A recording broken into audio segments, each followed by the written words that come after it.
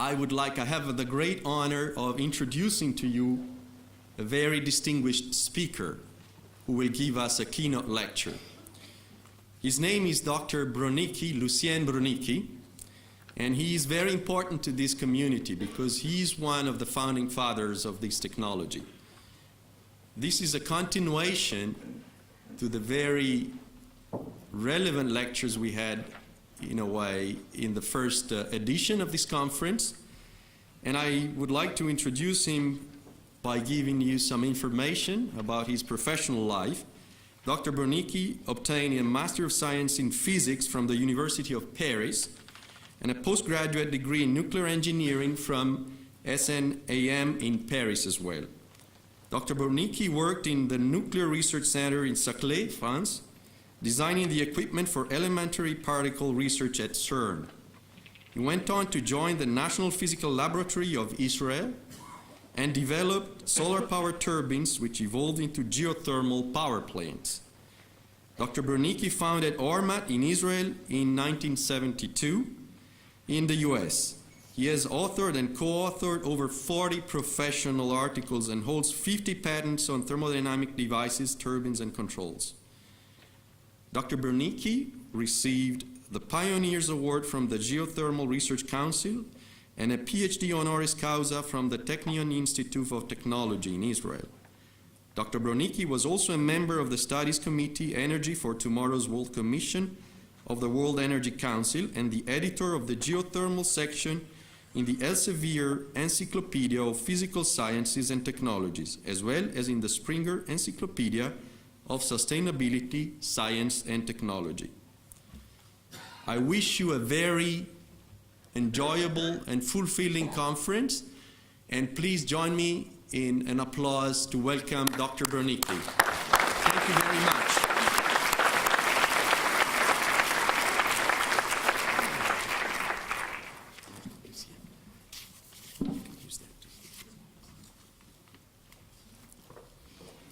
Good morning, ladies and gentlemen.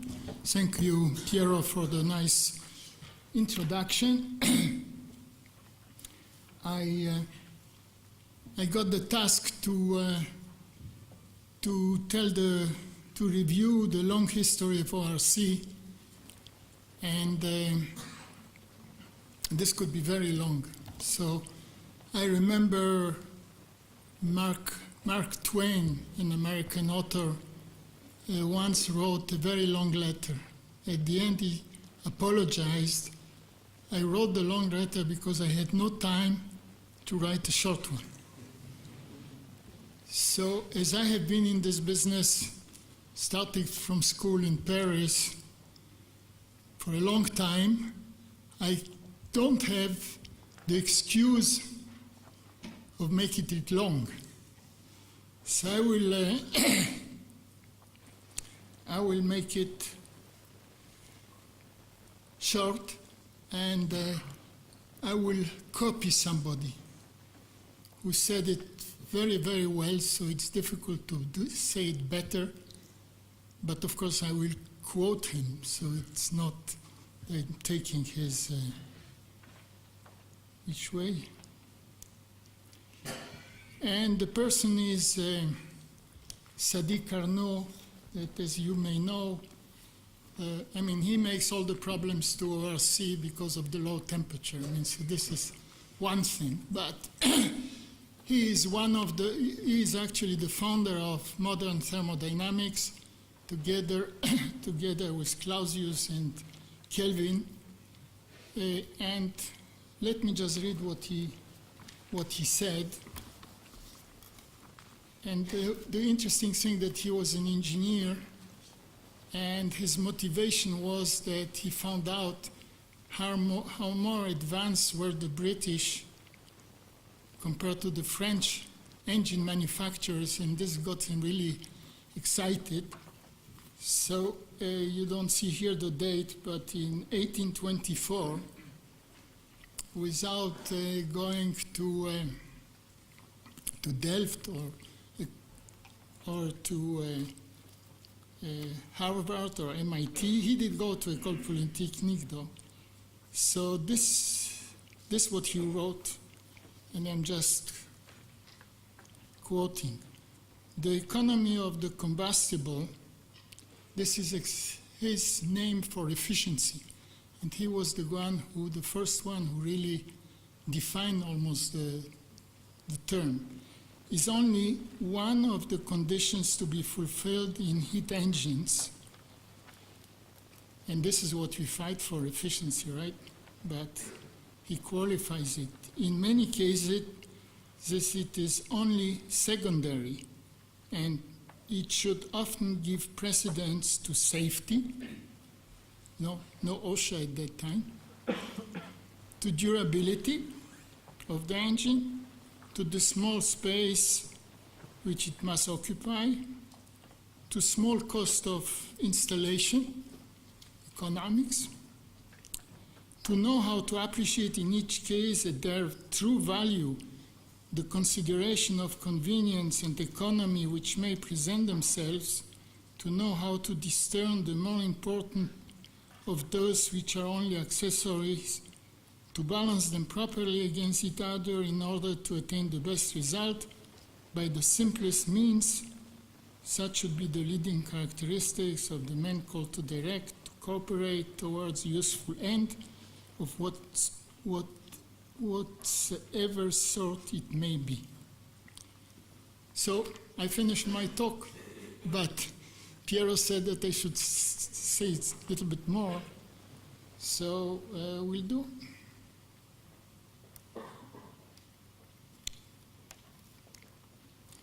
So you see, it started very long time ago.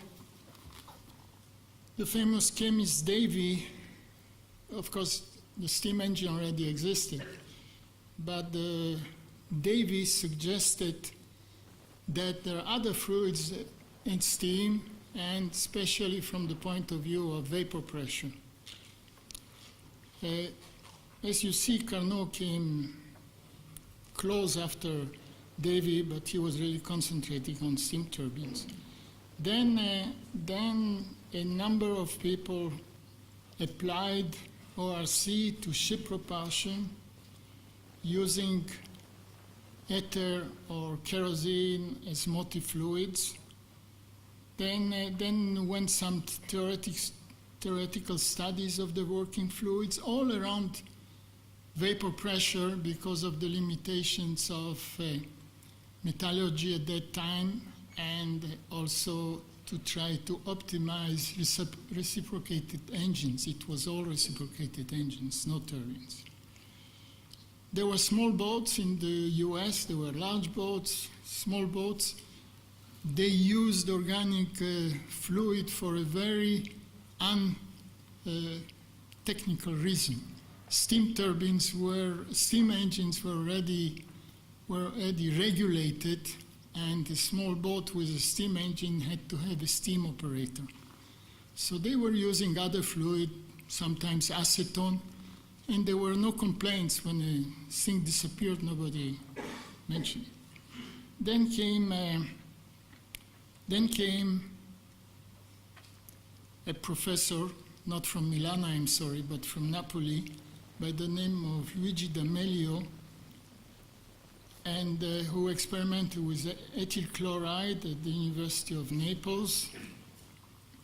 And he built in 34 or 35 a small solar-driven pump. So he was also an innovator, not from the point of, first of all, it was a turbine, not a compressor. Secondly, he was the first to point out that there are not only vapor pressure is important, but also molecular weight. Thirdly, he had already an application which was solar pump. And fourthly, he designed a 1 megawatt geothermal plant in Chitera in Ischia Island using ethylene as working fluid, and this worked in the 40s. Then in the 40s, Gasparini and Grassi developed a solar plant. We'll not into details, but it was something I saw them. I saw it working. It was really elegant with automatic heliostat. And they produced tens of units, you know, about 1 horsepower, pumping water in North Africa and other places. So another point for Italy that the modern commercialization also started in Italy in the 50s, 60s. Then I have to convince Dr. Harry Tabor and myself between 58 and 61. We established the criteria for the selection of suitable fluids to optimize the efficiency of turbines specifically. It was presented in Italy, in Rome, at the United Nations Conference of New Sources of Energy, where between other things I was exposed to geothermal. But we had a solar system, 3 kilowatt. These are tracking plastic collectors, standby boiler, storage, everything to be happy. And it even worked at night. At this occasion, we also developed a cycle, new cycle that didn't exist before, that because of the characteristic of the working fluid, we like this part because it enables to use sensible heat more efficiently. But if you use solar energy at constant temperature, this is a drawback. So actually using the recuperator that you cannot have on a steam turbine, of course, but here we somehow compensate the bad characteristic of the organic Rankine cycle. So this is the first patent, and all this was included in this little unit.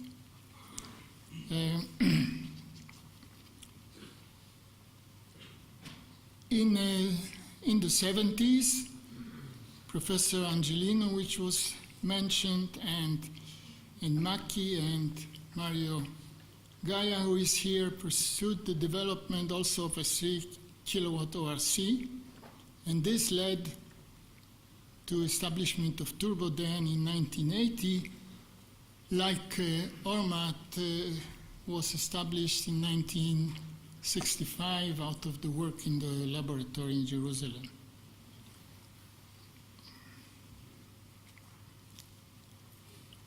The first project we did was also solar. It was in Mali in '66.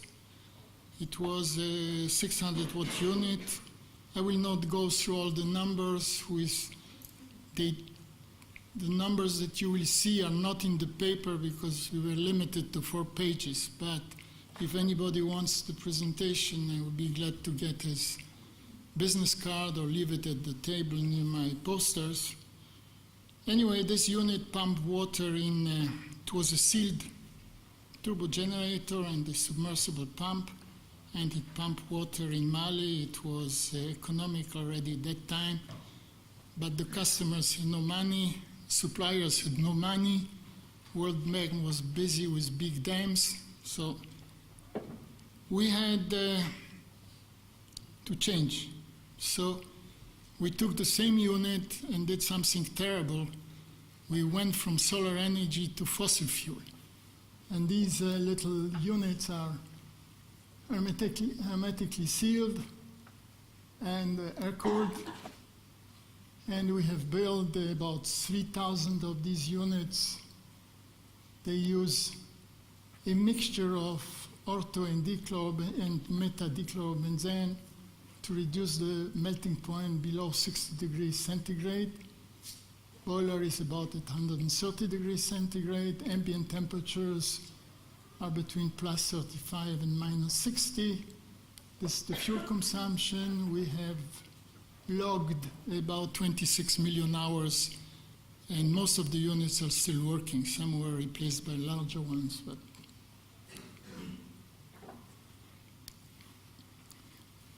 this was just a jump aside. We built also one unit which had two 300-watt units with two different fluids. It was never commercialized, but we can say that we had a unit working with nuclear energy. The idea was to use the waste heat of the spent material, but the only thing that we have is this picture. In Israel, there was another invention, which is a solar pond, which by creating a density gradient, you stop convection, and therefore you can get at the bottom of the pond close to 100 degrees centigrade. In operation, it's only about 85. Efficiency about 25%.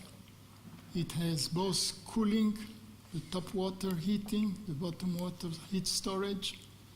5 megawatt, very elegant. It was killed by the drop in prices in the 80s. And even today, of course, it wouldn't be economical to build units like this. But this, because of the size, brought us to geothermal power. So in the in the 80s, Turboden already was manufacturing units from 300 kilowatt. You have heard more about it, and you will hear more about it, so I will not speak too much about it, but it was very successful, especially in Europe, on CHP units fueled by biomass. We in the 80s also commissioned our first geothermal unit that we'll see. But of course, in the 80s, many units were built. The first one, if I'm not mistaken, was in the Soviet Union at that time, in Kamchatka, which was a Freon-operated turbine that worked for some time. There is not much information about it. In London, Professor Smith developed a triangular cycle, which is good for, of course, for sensible heat. And he also developed a very clever screw expander. And this is, I will say it later, is being manufactured at small units now. MTI, not MIT, MTI built a 600 kilowatt sealed unit, but also never materialized as a business. The same for Sunstrength. EDF built one unit, a bottoming unit for a steam plant with ammonia. Thermoelectron, biphase, that we will see that it's coming back again, is a turbine which uses both uses wet steam. And Bertin in France built the ORC with Freon. In Finland, La Peranta built the first unit which had magnetic bearings, also a sealed unit. In Japan, IHI built a very large unit for heat recovery, about 14 megawatt. Kalina started to be spoken about, and we are still speaking. It's a little bit a technical dilemma, but what it is. Barber-Nichols built two small plants in the 80s, which are still operating. Ben Holt built also two plants, air-cooled. He was the first one to build air-cooled units a few months before us. We now own these plants, and we just refurbish them with our own turbines. This was our first commercial unit, which is still in operation since 1984. Operates on pentane, source temperature 104 degrees, sink. It's a pond. It was supposed to produce shrimp, but it doesn't, it just produces electricity. Now 2000 or 21st century, there is a number of packagers and component suppliers. We in Armat continue to build plants. This is the first one where this is bringing us to Carnot teaching that, of course, from the point of view of cycle efficiency, a supercritical cycle is more efficient. But you have always to look at the specific conditions. At these conditions of 137 degrees, if you make a two-stage plant, which means that the hot water or brine first comes through the first stage and then the second stage. It's not a two-stage turbine. These are two turbines with different boilers. First boiler 137 degrees, the second 98. Cooling water, this plant produces with 6 units, produces 35 megawatt gross, 33 net. If we would have used a simple cycle, we would get only 28 megawatt net. With this what we call integrated two-level unit, we produce 32, almost 33 megawatt net, which is more than what a supercritical in this condition would produce, not because the cycle is not more efficient, but because the cycle doesn't take into account the work ratio, which is the ratio of the power delivered by the generator or the prime mover to the ratio of parasitics. And this unit, on something like this, the pump consumption would be twice, speaking only about the cycle pumps. Another thing is in places that we have a mixture of steam and water, we just separate the two, but we use the steam just to evaporate the pentane, and the preheating is done with the separated brine. So this is another example that you can see. Now there are 3 plants already on the Azor Island. Then we developed again something, and this goes directly from Sadi Carnot, who died only at the age of 36. And if he would live longer, he would have invented the combined cycle.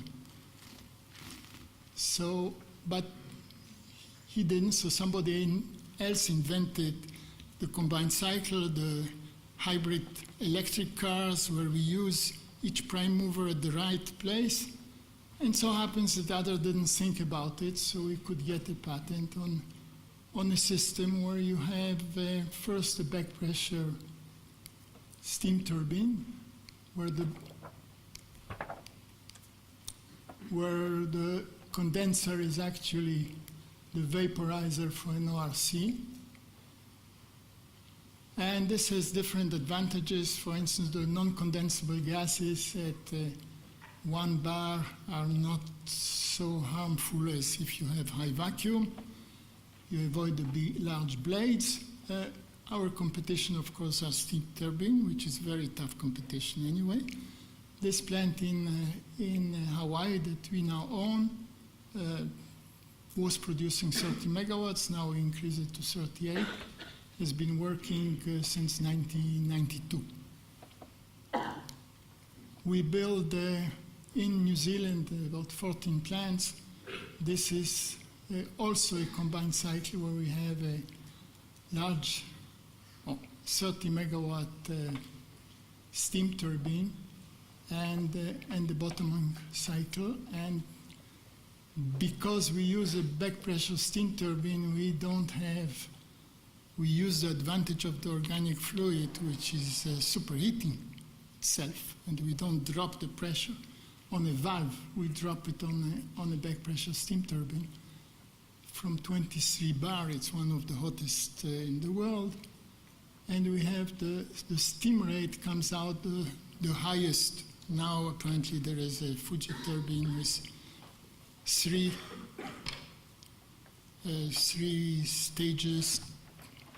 see flash stages, which is close to it.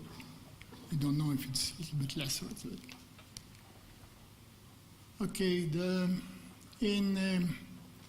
as I said, now there are many packages. I will show you the list. And I just saw that I didn't know about one that I just met here, so I apologize. But what we did in this century, we developed a waste heat unit on a gas turbine. This again, it's combined cycle if you wish, but in a remote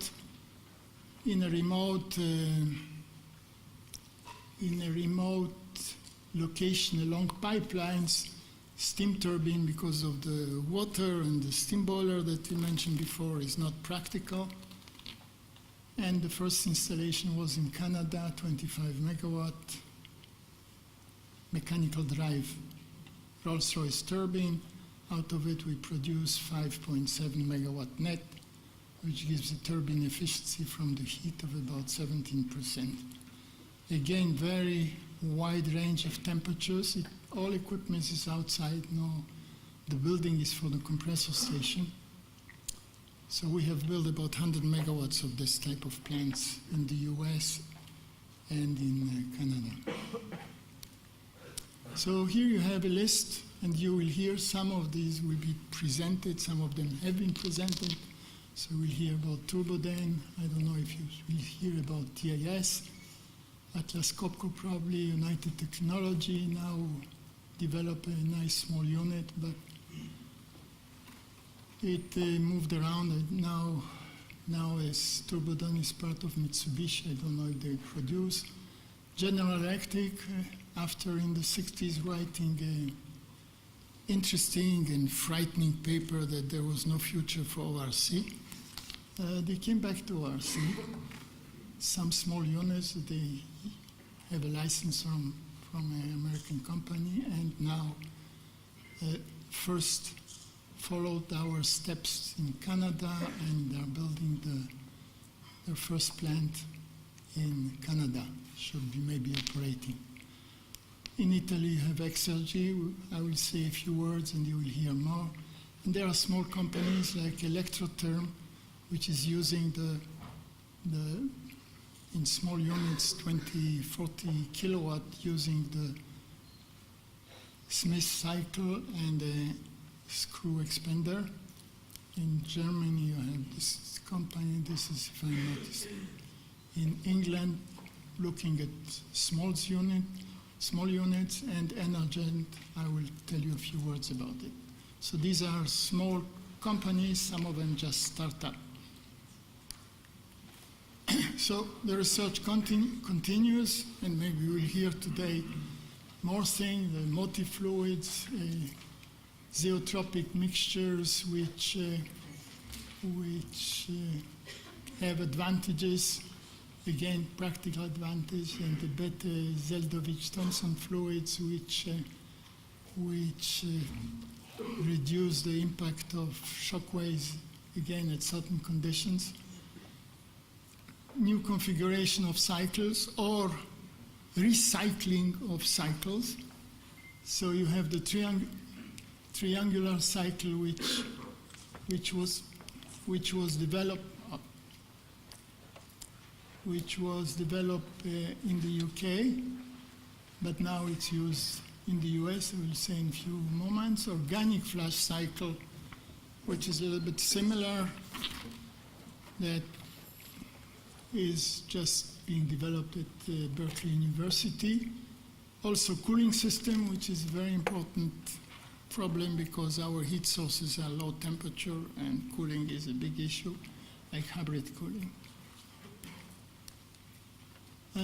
This Energent company developed a Euler type turbine with centripetal flow, which another company is developing, it doesn't work yet, a geothermal system where you drive the pump at the bottom of the well with organic fluid and therefore avoid mechanical drive and also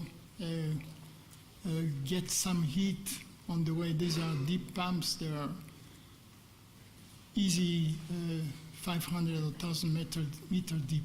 So they are developing something which looks promising, a combination of turbine and pump, fluid pump, which is a big power consumer in geothermal power plants, and this probably Sadi Carnot would like it also by looking at the big picture.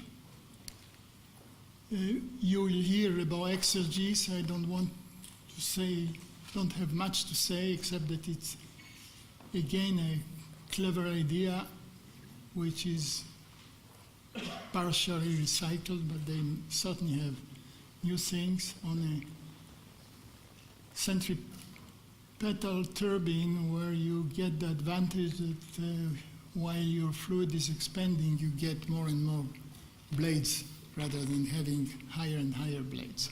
But you will hear about this more. Coming back to Energen, this startup, again, they recycled the Smith cycle that you take fluid, just hot fluid. Oops. You take hot fluid and you expand it so you get the fluid vaporized while it's expanding to sufficiently small droplets that you don't have much energy drop in the momentum transfer. And then you have a condenser, and they have built a real system. Here you have the characteristics. Again, interested people. You don't have all these numbers, as I said in the paper. So just give me a business card. What are the hurdles and challenges? We have to speak from experience. 3 minutes. So, in geothermal, we are similar and dissimilar from oil and gas. The similarity is that the fuel supply requires exploring, drilling. The power in geothermal, like in oil and gas, power conversion is similar to thermal power plants. The difference is that here the upstream and downstream are in the same place. You don't have fuel that you can move and use whenever you want. And the big problem is that what is the value of what you produce? At 150 degrees centigrade, calculating for 10 cents a kilowatt hour, we get about 30 cents per barrel, which is the same well, the same technology that you use for oil, and you get, I'm very modest. I mean, if you would have oil at $30 a barrel, this would be nice. So this is only 100 times more, right? And the challenge is to reduce the cost of exploration, of drilling, so that we can still live with such a low value. And the advantage of geothermal, steam, and organic is that you can provide base load, which neither wind nor solar can provide. And if you need storage, is also expensive. In waste heat recovery, except for small units, one of the companies that that I didn't know about is the utilization for combustion engines is one of the fields that you can have quantities, but we have to be careful. Engines are getting more and more efficient, which means temperature are lower, more heat exchangers, more expensive.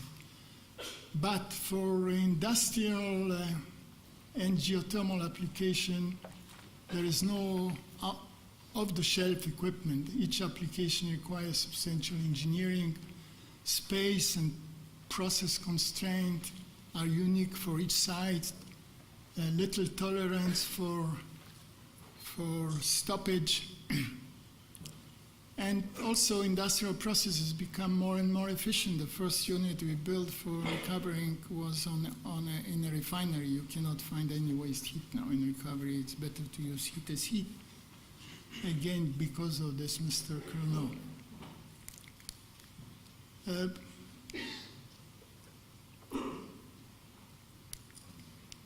The last thing I would like to say is that, and I'm quoting somebody else again, not me, Einstein said,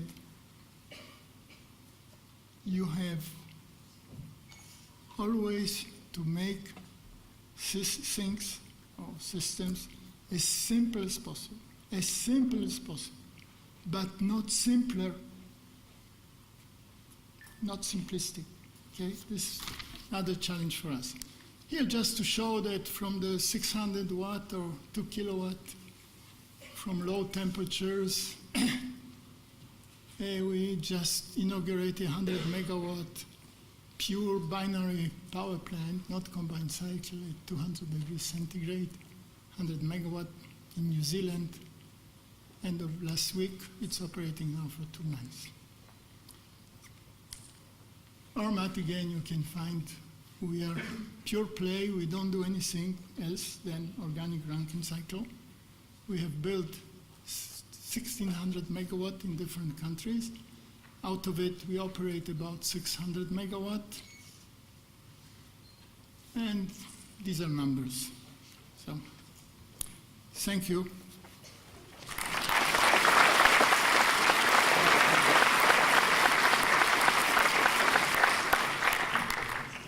Thank you very much, Lucien, for this very informative talk. And now I would urge you to reach the rooms of the presentations you have selected. We have a small break before. Let's try to start on time and keep the pace. And again, enjoy the conference and see you around. Thank you very much.